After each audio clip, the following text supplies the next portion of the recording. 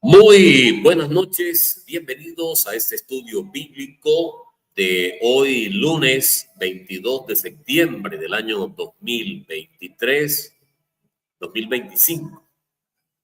Bienvenidos a este estudio bíblico, muchas gracias por acompañarnos cada noche.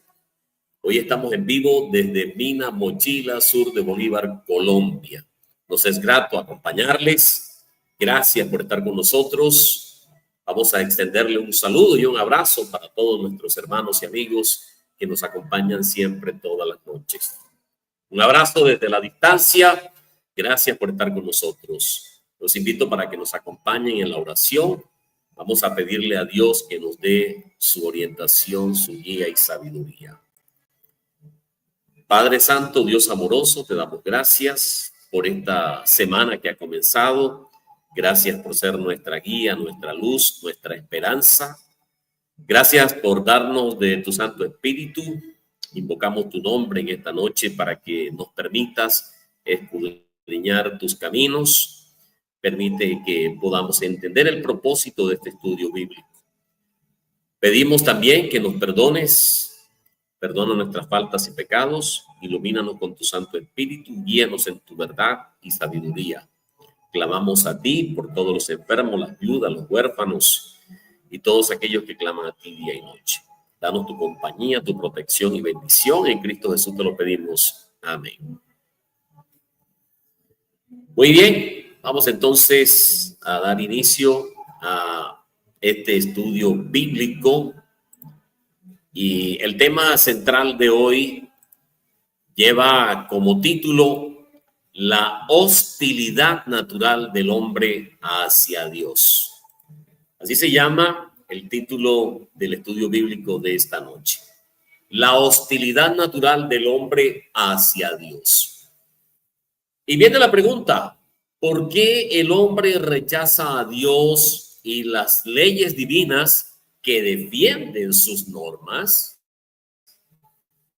Las leyes espirituales de Dios requieren de que cada persona tenga una forma de conducta que muy pocos están dispuestos a obedecer. El hombre rechaza a Dios esencialmente porque sus leyes encierran una moralidad que de por sí misma muestra interés por los demás antes que por uno mismo.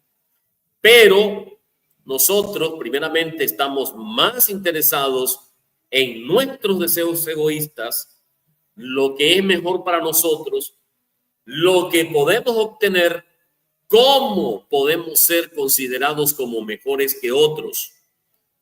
¿Por qué tenemos esta naturaleza egoísta? ¿Cómo se originó? En la Biblia se nos habla acerca de la naturaleza hostil y recelosa que es inherente a los seres humanos. En el capítulo 3 del Génesis podemos ver que el diablo, que es Satanás, con apariencia de serpiente, fue quien sembró la sospecha y la rebeldía en la mente de la primera pareja de los seres humanos. De hecho, les dijo que Dios no les estaba diciendo las cosas como eran realmente y los convenció de que ellos solos podían arreglárselas sin su creador y quizás hasta mejor. Cuando Eva se dejó engañar por las argucias de Satanás y luego Adán se rebeló junto con ella, Dios no los obligó a que les obedecieran. Pero ahora ellos tendrían que vivir sin que Él les revelara más conocimiento. Adán culpó a su esposa. Ella culpó a la serpiente y desde entonces el hombre siempre ha culpado a otros por los errores que él mismo comete. Pronto empezaron a ponerse mal las cosas. En un arrebato de celos, el primer hijo de Adán y Eva mató a su hermano, como leemos en Génesis en el capítulo 4. La envidia, los celos y la codicia hicieron presa de los seres humanos y así la violencia se convirtió en la forma en que los hombres han manejado sus conflictos y desavenencias. Rara vez los descendientes de Adán y Eva han tratado de volverse a Dios y han estado dispuestos a confiar en Él. Notemos lo que el apóstol Pablo dice acerca de lo que motiva al hombre. Romanos capítulo 8, versículo 5 dice: los que son de la carne piensan en las cosas que son de la carne. Sus deseos carnales predisponen sus mentes en contra de Dios y sus leyes morales. Dice el versículo 7 de Romanos 8: por cuanto los designios de la carne son enemistad contra Dios, porque no se sujetan a la ley de Dios, ni tampoco pueden. Entonces, hermanos, no debe sorprendernos que la mayoría de las personas rechacen cualquier cosa que no haya de acuerdo con su peculiar manera de pensar. Jeremías, capítulo 10, versículo 23, nos dice: conozco, oh Eterno, que el hombre no es señor de su camino, ni del hombre que camina es el ordenar sus pasos. Jeremías capítulo 10, versículo 23. Los seres humanos creen que tienen una forma de vida más conveniente y mejor, una que es muy superior a los que ellos consideran la dura y opresiva moral de la Biblia. No obstante, la ley de Dios está muy por encima de los principios morales del hombre, como dijo el apóstol Pablo en 1 Corintios capítulo 3, versículo 19. La sabiduría de este mundo es insensatez para con Dios. En la historia del mundo, ninguna nación o pueblo ha adquirido o ha querido ser gobernado por la totalidad de los 10 mandamientos, porque estos van en contra de las tendencias de la naturaleza humana. Algunos ven que resulta provechoso guardar varios de los mandamientos, tales como no mentir, no robar o no matar, pero casi siempre escogen los mandamientos que quieren acatar o solo los obedecen exteriormente. Aun cuando obedecen la letra de estos mandamientos, por lo general violan su espíritu y propósito.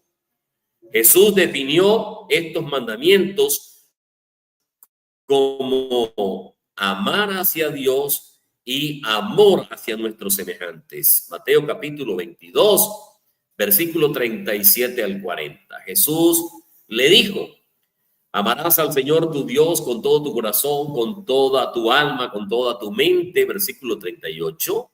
Este es el primer y grande mandamiento. Versículo 39. Y el segundo es semejante: amarás a tu prójimo como a ti mismo. Versículo 40. De estos dos mandamientos dependen toda la ley y los profetas. Al rechazar el camino de Dios, nos revela el rechazar el camino que Dios nos revela. La gente no se da cuenta de que ella misma se priva de bendiciones y se condena al sufrimiento. Deuteronomio capítulo 30, versículos 15 al 16. Mira, yo he puesto delante de ti hoy la vida y el bien, la muerte y el mal. Porque yo te mando hoy que ames al Eterno tu Dios, que andes en sus caminos y guardes sus mandamientos, sus estatutos, sus decretos, para que vivas y seas multiplicado y el Eterno tu Dios te bendiga. Ahí está en Deuteronomio capítulo 30, versículos 15 al 16. Es triste decirlo, pero la mayoría decide no aceptar el camino que Dios le ofrece y que la llevaría a tener una vida abundante y productiva. Hay mucho más que podemos aprender sobre este tema. Aquí solo estamos tocando la superficie, la hostilidad natural del hombre hacia Dios. Se refiere a una condición humana inherente, descrita bíblicamente, de rebelión, de rechazo y oposición a la voluntad de Dios, que surge de la naturaleza pecaminosa que anhela hacer las cosas a su manera en lugar de la de Dios. Esta enemistad se manifiesta en la supresión de la verdad sobre Dios, en la búsqueda de la inmoralidad y la incapacidad de agradar a Dios, lo cual contrasta con el fruto del Espíritu como es amor y paz. ¿Cuáles son estas raíces de la hostilidad? La naturaleza pecaminosa. La Biblia enseña que todos nacemos con una inclinación hacia el pecado, lo que se describe como una mente de la carne que está en enemistad contra Dios. Rechazo de la verdad. Los seres humanos por naturaleza tienden a rechazar la verdad sobre Dios, lo que los lleva a alejarse de Él y a buscar la inmoralidad en su lugar. La incapacidad de someterse a la ley de Dios. El hombre en su estado natural no se somete a la ley de Dios y tampoco es capaz de hacerlo. La manifestación de la hostilidad, la oposición a la voluntad de Dios. La hostilidad se manifiesta como una oposición activa a la voluntad y al plan de vida de Dios. Enemistad y rebelión es un patrón de conducta caracterizado por la enemistad, la discordia y la rebelión, tanto a nivel individual como social. Supresión de la verdad. La gente de manera constante oculta lo que lleva a los individuos a preferir establecer su propia justicia en lugar de aceptar la justicia de Dios. ¿Y cuáles son las consecuencias de esa hostilidad? La separación de Dios. Esta condición de enemistad conduce al alejamiento de Dios y a la privación de bendiciones y una vida abundante. Pecado y sufrimiento es una consecuencia de la hostilidad. Abandonado a sus propios recursos, el hombre cae en la maldad y el sufrimiento. Además de esto, otra de las consecuencias de la hostilidad es la condenación. La incapacidad de cumplir la justicia divina resulta en la condenación, lo cual crea una necesidad de ser justificados delante de Dios. ¿Cuál es la solución según la fe? Amor y reconciliación. La respuesta bíblica a la hostilidad es el amor, el perdón y la búsqueda de la reconciliación con Dios, incluso con los enemigos. También se requiere la guía del Espíritu Santo. Se insta a los cristianos a rechazar los deseos de la carne y a seguir la guía del Espíritu Santo de Dios, cuyo fruto es el amor, la paz, la bondad, la fe, la mansedumbre, la paciencia, la benignidad, fe, templanza y dominio propio. Además de esto, se requiere el sacrificio de Cristo. La única solución al problema de la hostilidad es ser declarado inocente delante de Dios a través de la gracia y el sacrificio de nuestro Señor Jesucristo. La Biblia dice que la mente carnal es enemiga de Dios. No se somete a la ley de Dios ni puede hacerlo, lo que resalta el conflicto inherente entre nuestros deseos humanos naturales y la voluntad de Dios. La carne se refiere a nuestra naturaleza pecaminosa, que a menudo nos desvía del plan y el propósito de vida de Dios. Cuando permitimos o sometemos nuestra mente a los deseos carnales, nos convertimos en enemigos de Dios.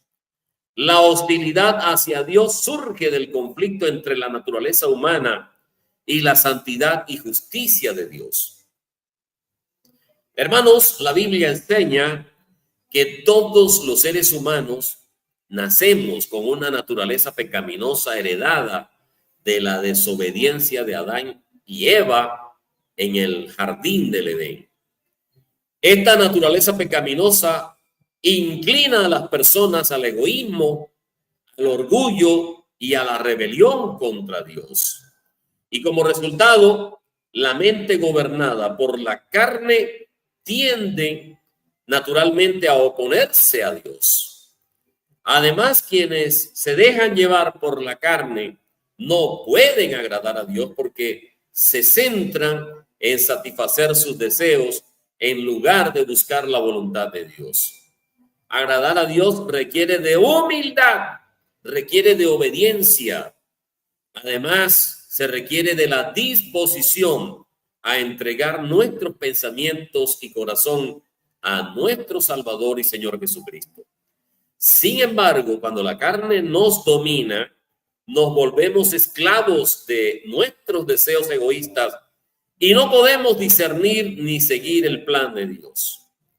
En última instancia, la mente gobernada por la carne es inherentemente hostil a Dios porque está impulsada por el egocentrismo y la rebelión. Sin embargo, mediante el poder del Espíritu Santo de Dios, podemos vencer esta hostilidad entregando nuestros pensamientos y nuestras acciones delante del altar de Dios. Al hacerlo, hermanos, permitimos que su Espíritu Santo purifique y limpie nuestras mentes mediante el poder de la sangre de nuestro Salvador y Señor Jesucristo. La mente gobernada por la carne es hostil a Dios. No se somete a la ley de Dios, ni puede hacerlo. Quienes viven en el reino de la carne no pueden agradar a Dios. Romanos capítulo 8, verso 7. Por cuanto los designios de la carne son enemistad contra Dios, porque no se sujetan a la ley de Dios, ni tampoco pueden. Versículo 8. Y los que viven según la carne no pueden agradar a Dios. Ante un mundo hostil, es fácil reaccionar. Quizás querramos escondernos o alzarnos y luchar. A menudo esta reacción surge del miedo a la confrontación, miedo a la marginación, miedo a perder nuestros derechos, miedo a ser silenciados.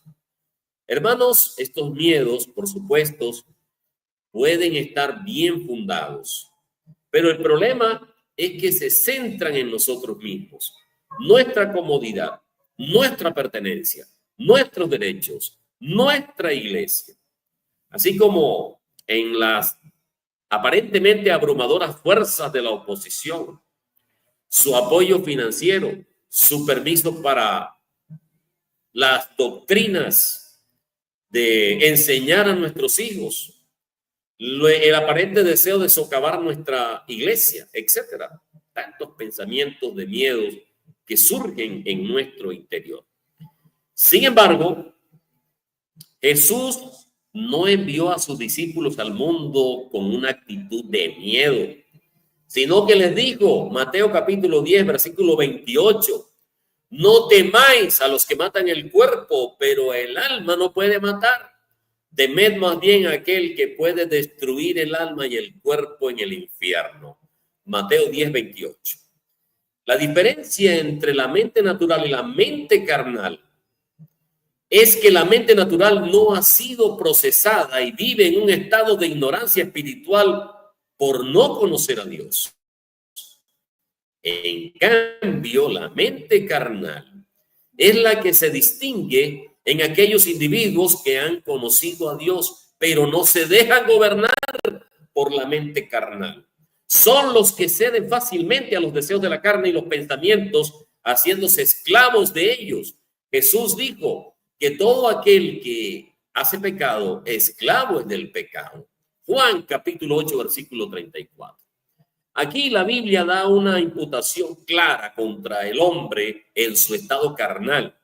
Esto habla de un hombre perverso, un hombre inclinado a las influencias diabólicas. No solamente este ser humano carnal no es solamente un enemigo, sino enemistad en sí.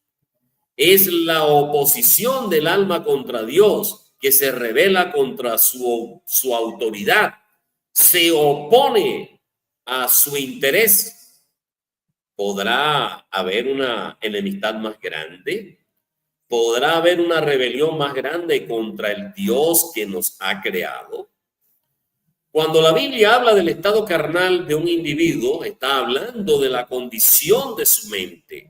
La mentalidad pecaminosa es enemiga de Dios. Romanos capítulo 8, verso 7. La palabra griega traducida enemistad es ectra, del adjetivo ectros, significa hostilidad, enemistad, oposición, discrepancia, etc.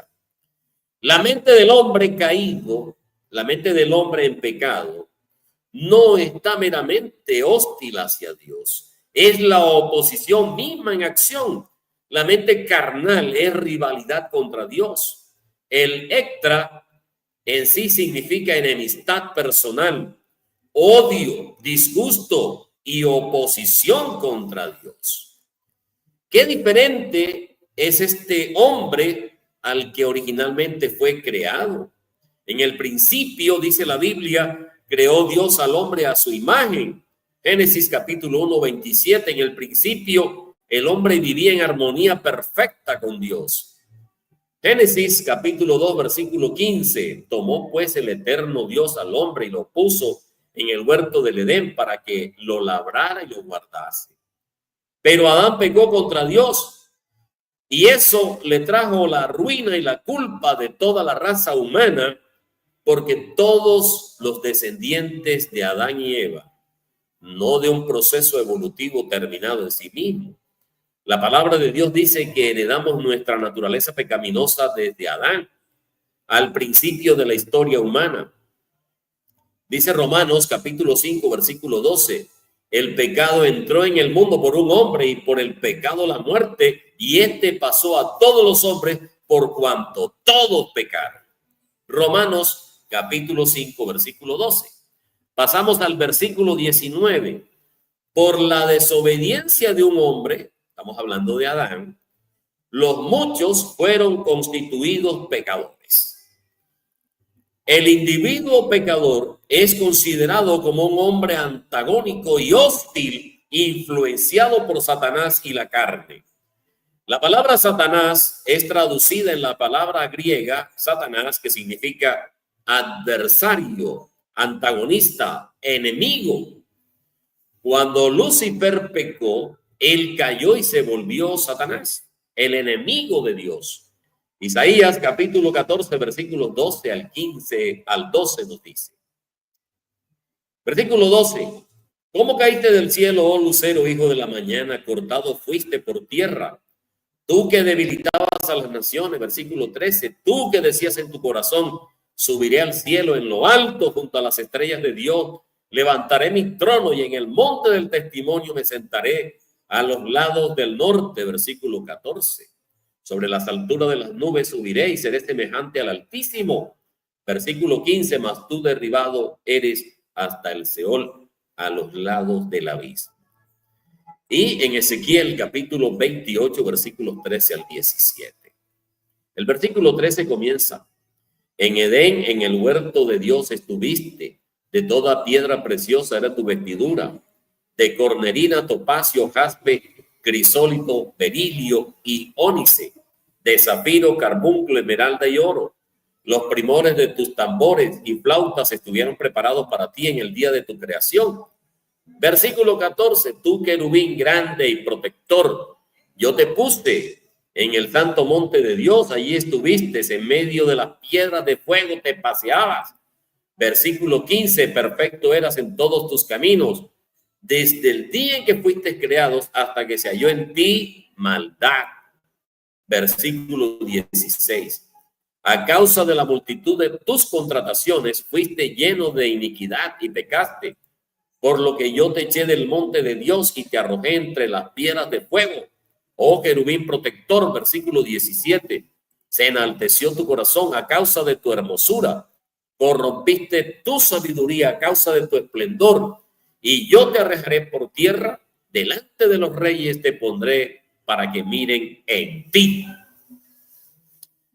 Hermanos, cuando el hombre pecó, se volvió en enemistad contra Dios.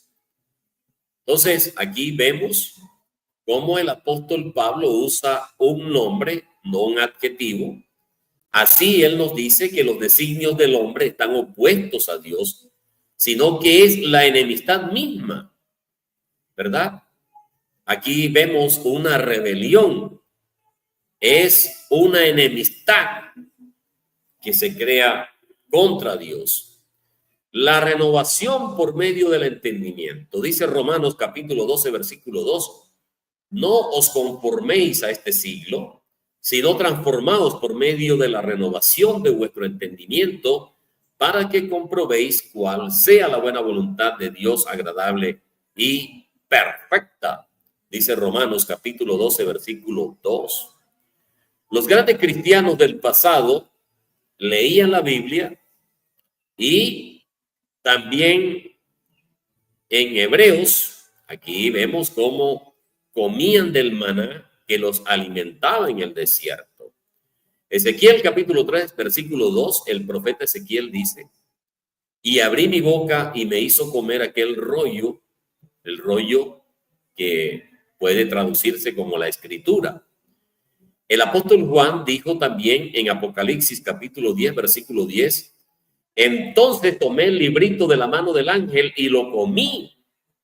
Apocalipsis 10, 10, comer el libro de la mano del ángel podría significar recibir la palabra de Dios por fe. El profeta Jeremías hizo lo mismo. Dice Jeremías 15, versículo 16. Él dijo: fueron halladas tus palabras y yo las comí, y tu palabra me fue por gozo y por alegría en mi corazón. Jeremías capítulo 15, verso 16. Los profetas y el apóstol Juan comieron la palabra de Dios y era dulce para ellos. Ellos comían las escrituras como los hebreos comían el maná en el desierto. ¿Qué quiero decir cuando digo que ellos comían la Biblia como maná y Dios los alimentaba por ella? ¿Qué significa? Significa que estos hombres santos se sintieron satisfechos al leer la palabra de Dios con deleite. Estuvieron disfrutando de la palabra de Dios.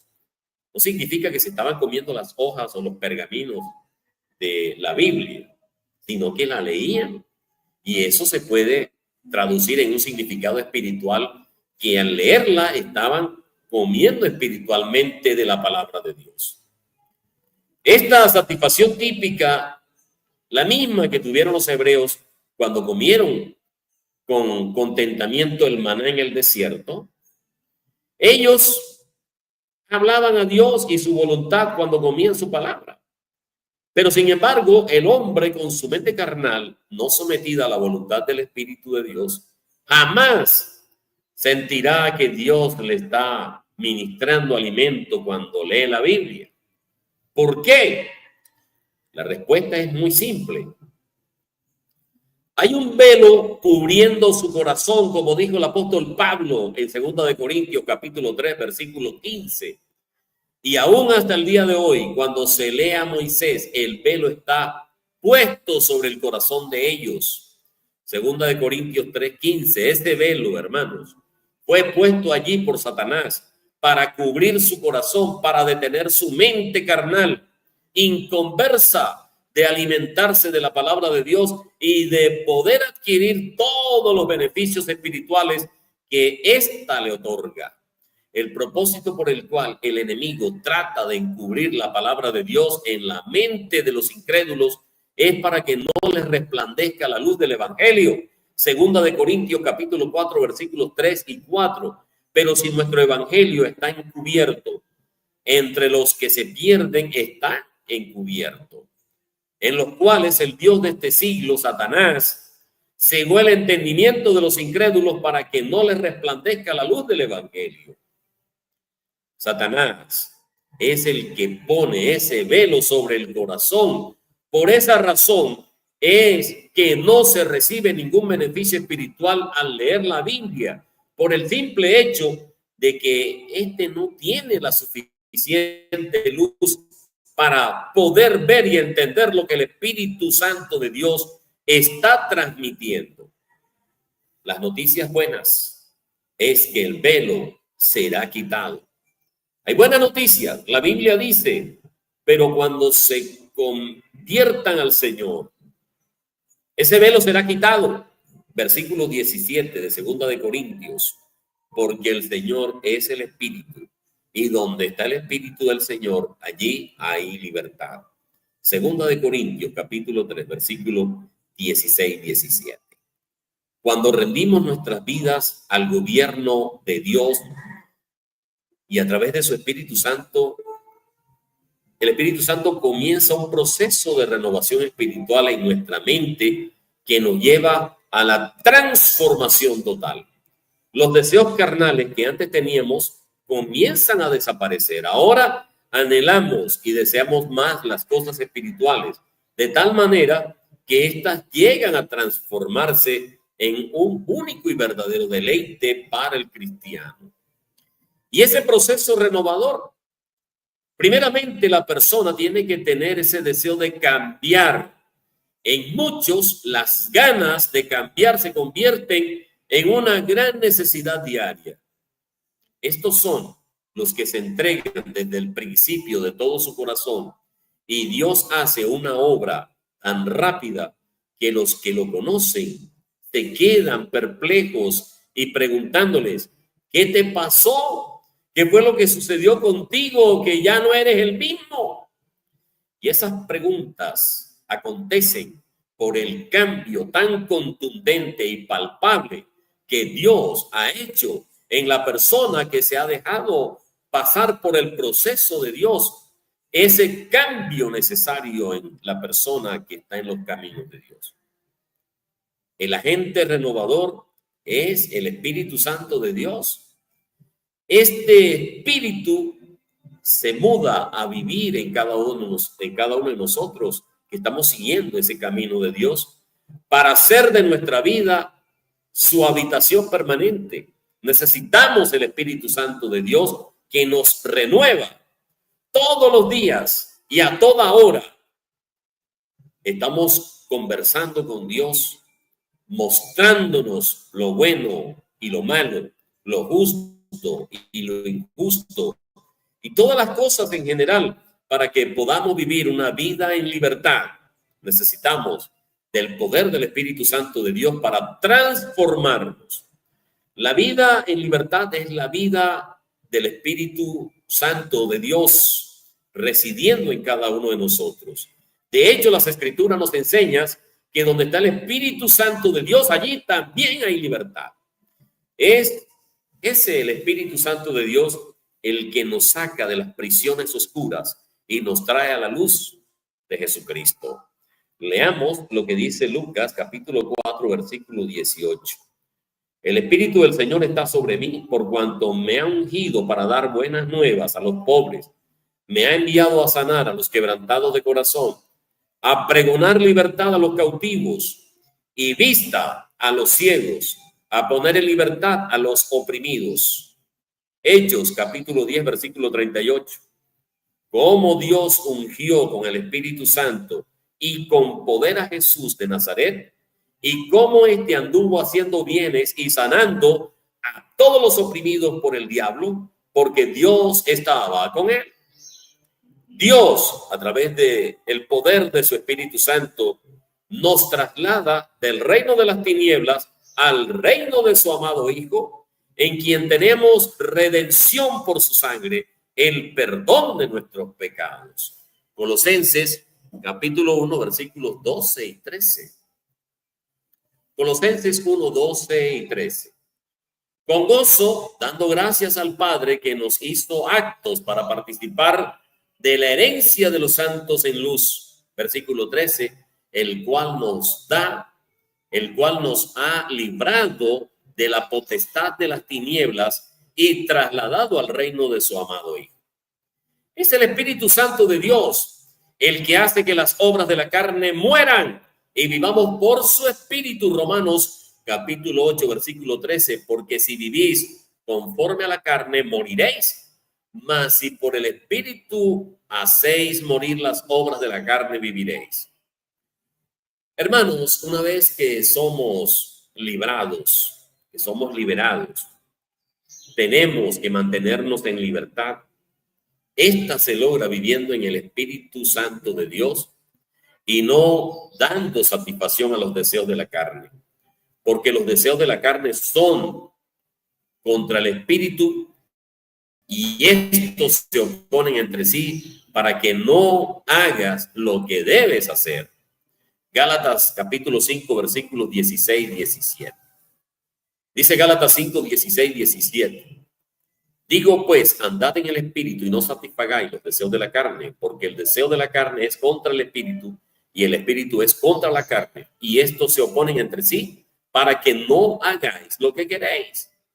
Es decir, hermanos, el Espíritu Santo de Dios desea las cosas espirituales. La carne, los deseos de la carne, y al final sale venciendo a quien nosotros más hayamos alimentado y fortalecido. La diferencia entre un carnal y un espiritual es que el carnal piensa en las cosas de la carne, en cambio el espiritual en las cosas del espíritu.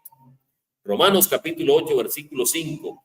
Porque los que son de la carne piensan en las cosas de la carne, pero los que son del espíritu en las cosas del espíritu. Cada uno se va a identificar o darse a conocer por los frutos que estos producen. Lucas capítulo 6, versículos 44 y 45. Porque cada árbol se conoce por su fruto, pues no se cosechan higos de los espinos, ni de las zarzas se vendimian uvas. El hombre bueno del buen tesoro de su corazón saca lo bueno, y el hombre malo del mal tesoro de su corazón saca lo malo, porque de la abundancia del corazón habla la boca. La solución para una mente carnal, Romanos capítulo 8, versículo 7, puede parecer desalentador. Por cuanto los designios de la carne son enemistad contra Dios, porque no se pueden sujetar a la ley de Dios, ni tampoco pueden.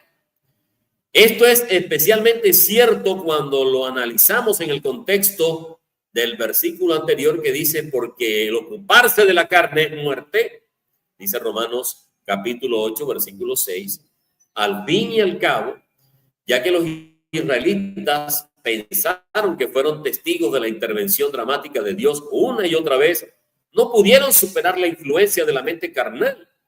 ¿Qué esperanza tenemos nosotros? Si esto fue todo, nos encontraríamos repitiendo el sentimiento de Pablo, donde dice, miserable de mí, ¿quién me liberará de este cuerpo de muerte? Romanos capítulo 7, versículo 24. Afortunadamente, hermanos, hay una solución. Nuestra mayor arma en la guerra contra nuestra mente carnal es el Espíritu Santo de Dios, que nos proporciona el autocontrol necesario para recibir sus mandamientos. Pablo respondió a su propia pregunta. Jesucristo es quien nos librará, dice Romanos 7:25, dice el apóstol Pablo. Gracias doy a Dios por Jesucristo, Señor nuestro. Así que yo mismo con la mente sirvo a la ley de Dios, mas con la carne a la ley del pecado. Su sacrificio hizo posible que tuviésemos un nuevo comienzo, esta vez con un poderoso ayudante para combatir la influencia de la mente carnal. La segunda parte de Romanos 8:6 nos dice, pero el ocuparse del Espíritu es vida y paz. La mentalidad espiritual a través del poder del Espíritu Santo de Dios es la obediencia. Nuestra mayor arma en la guerra contra nuestra mente carnal es el poder del Espíritu Santo de Dios, que nos proporciona el autocontrol necesario para resistir sus mandatos. Con la ayuda del Espíritu Santo podemos permitir que las Escrituras inspiradas nos corrijan y que también nos reprendan de acuerdo con el propósito para el que fueron escritas.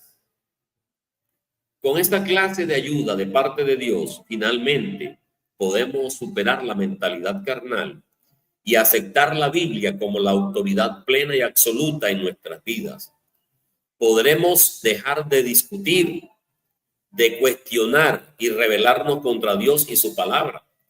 Podemos decir, como lo hizo Jesús, no se haga mi voluntad sino la tuya. Lucas capítulo 22, verso 42. Esto no quiere decir que no tendremos ataques de nuestra carnalidad y que incluso a veces perderemos la batalla.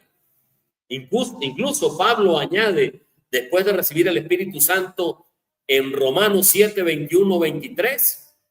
Así que queriendo yo hacer el bien, hallo esta ley, que el mal está en mí, porque según el hombre interior me deleita en la ley de Dios, pero veo otra ley en mis miembros que se rebelan contra la ley de mi mente y que me lleva cautivo a la ley del pecado que está en mis miembros.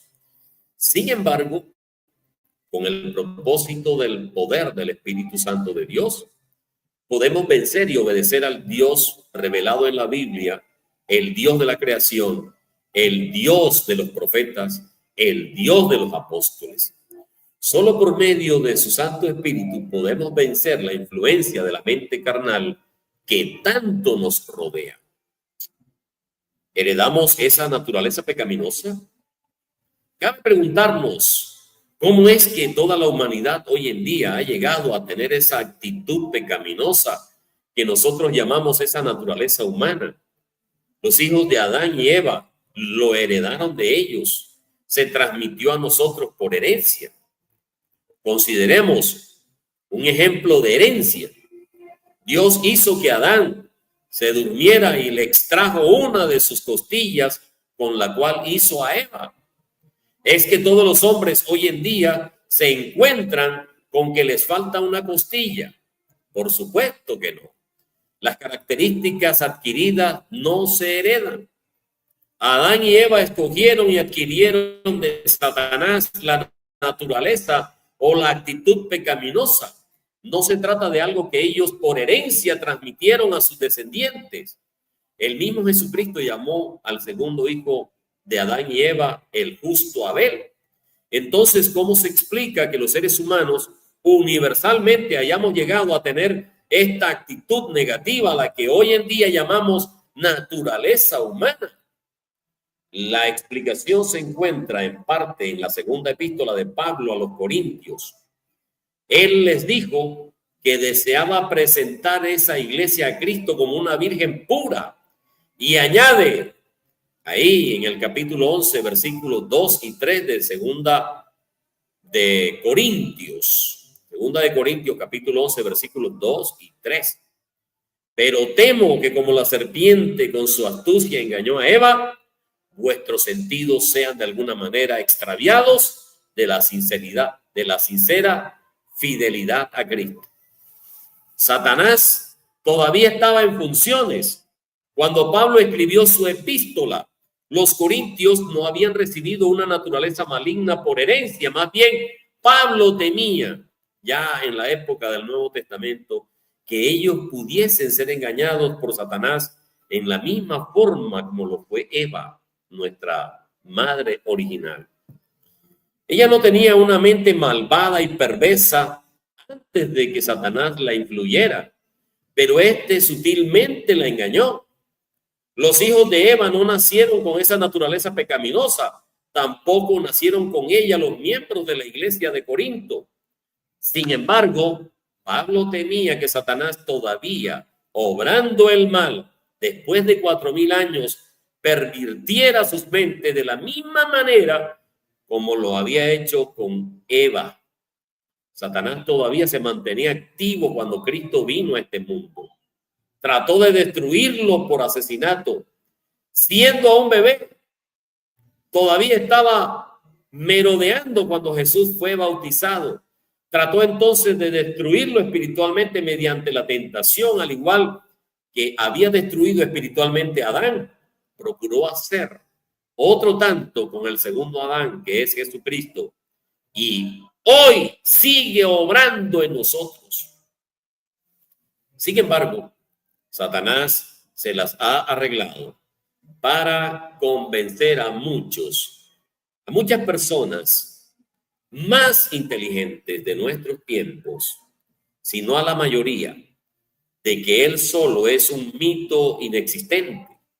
Las mentes más brillantes, sin sospecharlo siquiera, están engañadas.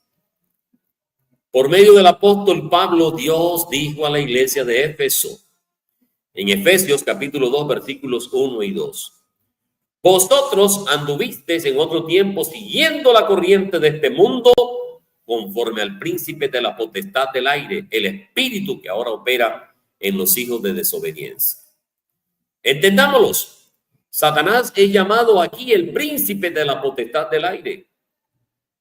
Yo no hubiese podido entender eso hace años atrás, porque no me daba cuenta de cómo sonidos e imágenes podrían ser transmitidos a través de las ondas de la televisión, de la radio y de los electrodomésticos sonoros. Hemos mencionado que Satanás, el gran querubín y superarcángel Lucifer, fue el ser más perfecto y poderoso que Dios podía crear como un ente individual. Él fue perfecto en su creación original, dice la Biblia, pero está compuesto de espíritu y por lo tanto es invisible para el ojo humano. Este ser grande y poderoso, aunque malvado, tiene literalmente el poder de sobrecargar el aire con sus impulsos espirituales. En otras palabras, Satanás transmite, irradia en la mente humana su oposición a Dios. No importa donde usted se encuentre en el momento de escuchar y de leer la palabra de Dios, lo más probable es que en nuestro entorno hayan voces y hayan músicas en el aire, así como la que estoy escuchando en este momento a lo lejos. Un radio sintonizado en la longitud de onda adecuada puede hacer que esos sonidos resulten audibles para nosotros. El espíritu que se halla dentro de cada ser humano está sintonizado automáticamente en la longitud de onda de Satanás. No escuchamos nada porque Satanás no transmite palabras ni sonidos. Él transmite actitudes de egoísmo, de lujuria, codicia, vanidad, celos, envidia, resentimiento, competencia, lucha, amargura y odio. Eso es lo que transmite Satanás hacia el ser humano. En síntesis, el egoísmo, la hostilidad, el engaño, la maldad, la rebeldía, etcétera. Todo eso que llamamos naturaleza humana realmente es la naturaleza de Satanás, es la actitud de Satanás. Al transmitir esta actitud, sobrecargándola en el aire con ella, él realmente opera en la gente de este mundo sin que ésta siquiera lo sospeche. Es así como engaña hoy en día al mundo entero. Dice Apocalipsis capítulo 12, verso 9. Y fue lanzado fuera el gran dragón, la serpiente antigua que se llama Diablo y Satanás, el cual engaña al mundo entero. Fue arrojado a la tierra y sus ángeles fueron arrojados con él. Apocalipsis capítulo 20, versículo 3. Y lo arrojó al abismo y lo encerró y puso sus sellos sobre él para que no engañase más a las naciones hasta que fuesen cumplidos 1000 años, y después de esto debe ser desatado por un poco de tiempo. Satanás, siendo invisible, la gente no le ve. El príncipe de la potestad del aire, el Dios de este mundo, es la verdadera fuente de lo que se ha dado en llamar naturaleza humana. He aquí la causa real de todos los males del mundo. Sin embargo, parece que nadie es capaz de comprenderlo así, y por consiguiente el mundo no toma medida alguna al respecto. Sigue culpando a la naturaleza humana y suponiendo que fue Dios quien la creó en nosotros, cuando en realidad se trata de la naturaleza de Satanás. He aquí un ejemplo de la forma en que podemos ser impulsados, en la forma en que podemos ser influenciados y ser dirigidos por Satanás mediante las transmisiones que él nos envía a través del aire. Cuando el Todopoderoso quiso que los judíos cautivos en la antigua Babilonia regresaran a Jerusalén para construir el segundo templo, puso esta idea en la mente de Ciro, el rey de Persia. Veamos cómo Dios motivó a Ciro a actuar en la forma deseada. Esdras capítulo 1, versículo 1. En el primer año de Ciro, el rey de Persia, despertó el Eterno el espíritu de Ciro, rey de Persia, el cual hizo pregonar por todo su reino el regreso de un contingente de judíos a Jerusalén. Dios no le habló a Ciro en palabras ni mediante otra forma de comunicación directa como había hecho con Moisés y con los profetas. Él se comunicó con el rey de Persia a través del espíritu de este. Despertó el espíritu de Ciro, haciendo que deseara hacer lo que él quería. Hizo que el rey se diera cuenta de que al hacer esta proclamación respecto al retorno de los judíos a Jerusalén, estaba actuando de acuerdo con la voluntad de Dios. Valiéndose de este mismo principio, Satanás, el príncipe de la potestad del aire, despierta el espíritu que hay en cada ser humano para introducir en ellos actitudes negativas, estados de ánimos e impulsos de egoísmo, de vanidad, de lujuria, de codicia, de actitudes de resentimiento contra la autoridad, de celos, de envidia, de competencia, de lucha, de violencia, asesinato y guerra. El individuo no reconoce la forma de tales actitudes, sentimientos, motivaciones e impulsos. Como ya hemos dicho, la gente no ve al invisible de Satanás, no oye ninguna voz audible, no se da cuenta de que la actitud viene de Satanás. No obstante, el ser humano siente tales actitudes, los impulsos, los deseos, y es así como Satanás engaña al mundo entero. Es una actitud egocéntrica. La gente a veces se siente deprimida y no sabe por qué. En las mentes de los seres humanos, sin que ellos lo sospechen, se les ha estado introduciendo desde la infancia, en mayor o menor grado, la actitud egocéntrica que está siendo transmitida a través de Satanás. El ser humano la va absorbiendo hasta que llega a convertirse en una actitud habitual.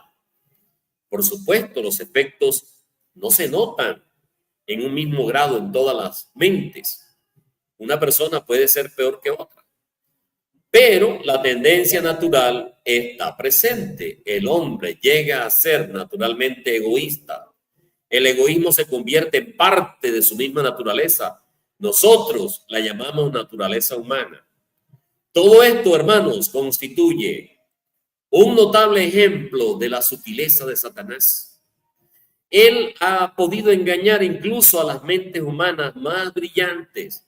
Ha logrado influir al mundo entero para que siga lo que se ha denominado el camino del obtener, el cual se ha convertido en lo natural y habitual hasta el punto de que lo llaman naturaleza humana.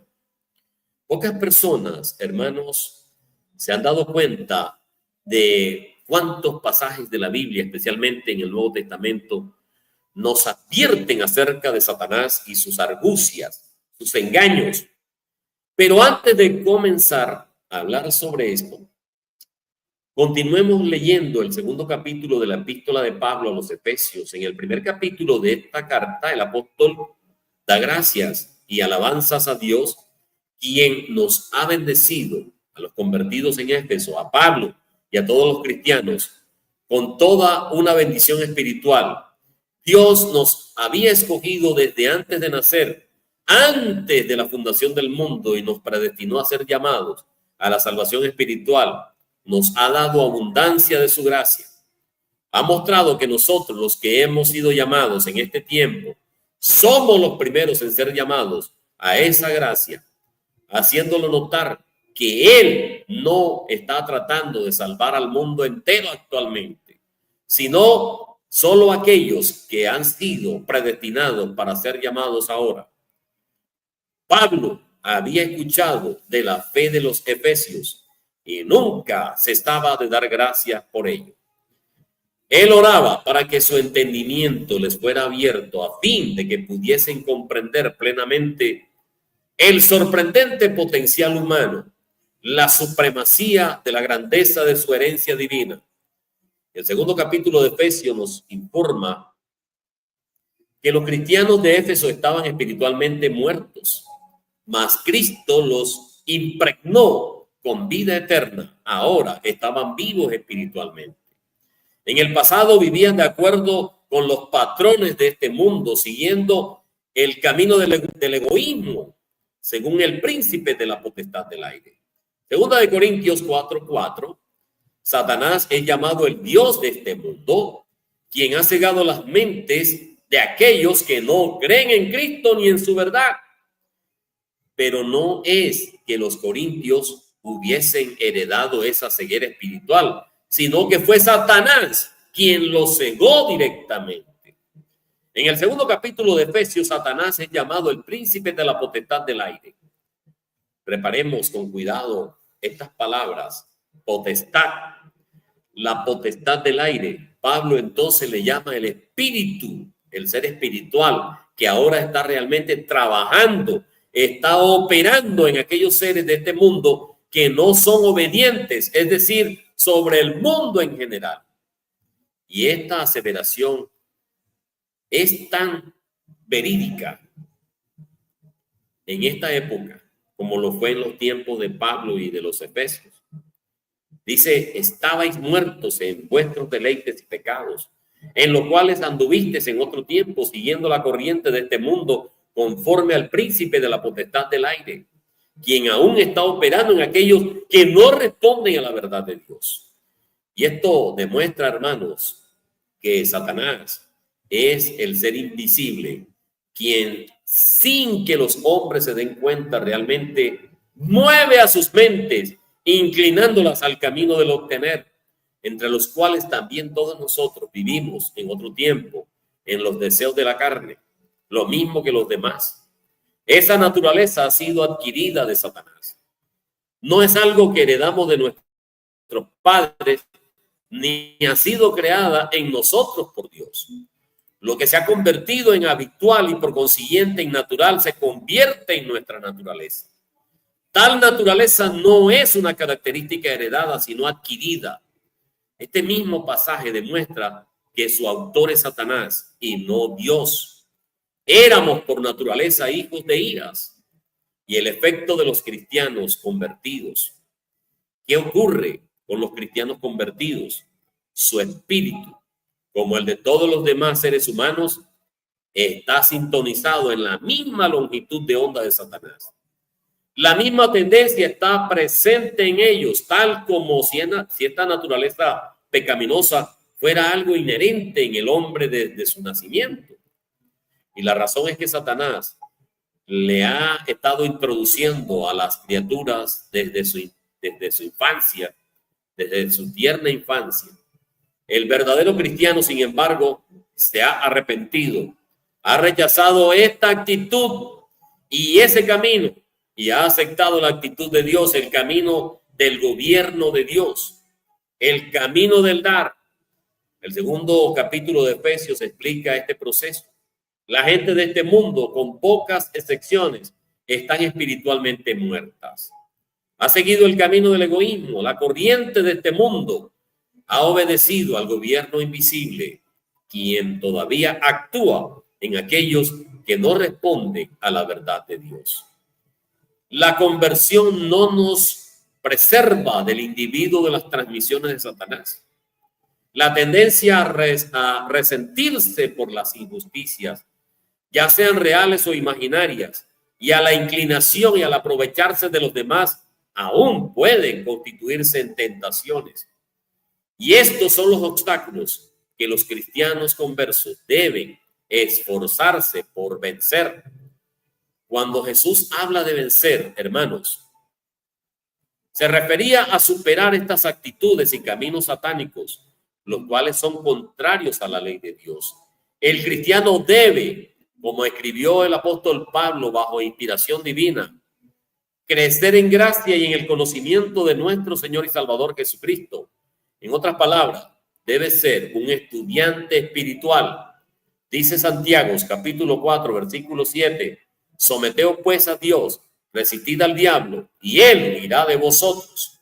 Santiago 4, versículo 7. Esto significa resistir los pensamientos resistir las actitudes, resistir las tendencias y acciones egoístas que Satanás ha ido inculcando en nosotros desde la infancia y que continuamente está transmitiendo e introduciendo en nuestras mentes a través del espíritu que hoy opera en el hombre. Sin embargo, ningún ser humano está obligado a obedecer estos impulsos transmitidos por Satanás. Él no tiene el poder para forzar a nadie a que piense o haga mal, pero el incauto, dejándose llevar por la corriente de este mundo, lo hace automáticamente sin entender realmente lo que está pasando a través de su mente. Bien, llegamos al final de este interesante estudio bíblico.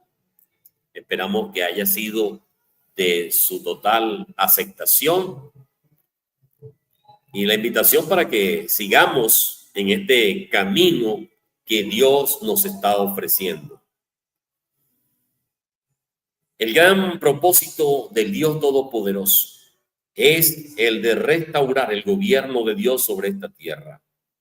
En y por medio del reino de Dios, nosotros podemos, por la gracia de Cristo, cambiar esa naturaleza humana que es contra Dios y erradicarla enteramente de nosotros, sustituyéndola por la naturaleza de Dios que viene a nosotros a través de su Espíritu Santo de Dios. Muy bien, concluimos este estudio bíblico. Muchas gracias por acompañarnos. Invitación para mañana, Dios mediante, estará Oscar Darío Sierra desde Santa Rosa del Sur de Bolívar. Mañana martes estaremos celebrando la fiesta de las trompetas. A todos, deseándoles una feliz fiesta, que Dios nos acompañe, que Dios nos ilumine, que Dios nos dé de su Santo Espíritu para que podamos rechazar todas las artimañas de Satanás que trata de engañarnos. Muchas gracias, hermanos, a todos, deseándoles una feliz noche, que el Dios Todopoderoso nos conceda una noche reparadora, que podamos seguir en este camino hasta que venga el reino de Dios en esta tierra. A todos, una feliz noche, que Dios Todopoderoso nos bendiga y nos proteja.